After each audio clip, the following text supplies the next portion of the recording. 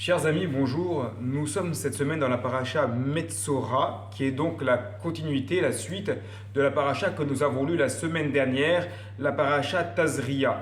Et on parle donc de celui qui a des tâches, ces tâches qui, selon le Talmud, peuvent venir par de nombreuses fautes, la plus connue d'entre elles étant le Lashon Hara, mal parler d'une personne, mais il y a également d'autres fautes qui sont mentionnées au traité Arachin à la page 15, qui sont par exemple l'orgueil, la jalousie, mais également le meurtre, le fait de parler en mentionnant le nom de Dieu en vain, donc chez Chav, des engagements qui sont faux, et ainsi de suite. Donc il y a plusieurs fautes qui ne sont pas forcément liées les unes avec les autres, qui seraient la cause de cette tsaraat. On remarque dans le texte, et notamment une remarque du Ramban, que le Metzora, celui qui avait les tâches, lorsqu'il a un doute, est-ce qu'il est considéré comme étant tamé, comme étant impur ou non, il devait aller vers le Kohen. Et là, le Kohen devait l'attraper et de force, il devait le contraindre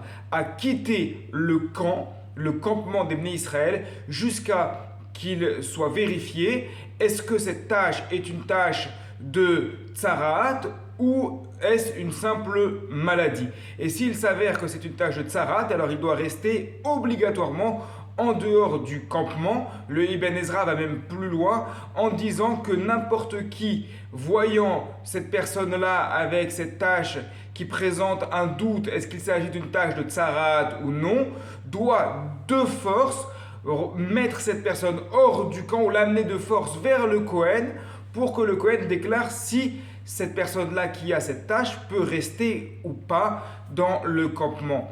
Alors, c'est assez déroutant parce qu'en général, lorsqu'il y a une faute qui est commise, eh bien, on ne dit pas à la personne qui a fauté d'aller en dehors du campement, d'aller dehors et de faire teshuva dehors. Il y a une obligation de faire teshuva, de se repentir, de faire une introspection, de revenir sur soi lorsqu'il y a une faute, quelle qu'elle soit, mais il n'y a aucune obligation de s'écarter de la communauté. Au contraire, on fait teshuva plus facilement en étant au sein de la communauté plutôt qu'en allant en dehors. Si quelqu'un, par exemple, ne respecte pas Shabbat ou ne mange pas kasher, on ne va pas lui dire, eh bien, puisque tu ne manges pas kasher, puisque tu ne fais pas Shabbat, mais maintenant tu veux le faire, alors dans un premier temps, va dans un petit chalet qui se trouve dans l'arrière-pays niçois, reste-y, et puis lorsque tu auras bien réfléchi, tu reviens. Non, pas du tout.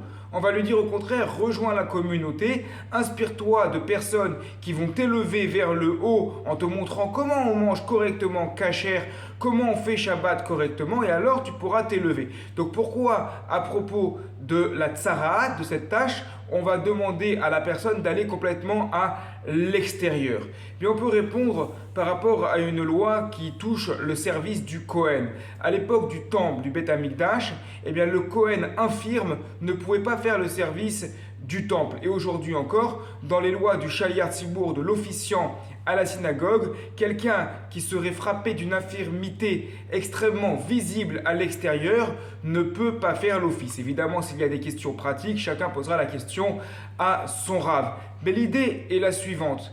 Il y a des choses qui ne sont pas des problèmes liés aux fautes, mais il y a des apparences extérieures qui des fois peuvent choquer, peuvent déranger le Kahal, même si la personne n'est pas à l'origine d'une faute. Le Kohen qui est infirme, qui ne peut pas faire le service, ce n'est pas de sa faute s'il est infirme. Et bien qu'il y ait une faute à la base de la tsaraat, ce n'est pas cette faute qui est la raison de l'écart du campement, d'être mis en dehors de la communauté. Mais c'est l'apparence de celui qui a la tsaraat, qui peut déranger, qui peut un peu choquer, puis on a peur, ça touche à la peau, donc il y a une certaine connotation médicale, on a peur de la contagion. On a vu pendant cette période très difficile du Covid qu'on a extrêmement peur d'être touché par les autres, on a extrêmement peur de la contagion. Alors on préfère dire à cette personne-là, pour que ça se passe bien au sein du Kahal, pour que ça se passe bien au sein de la collectivité,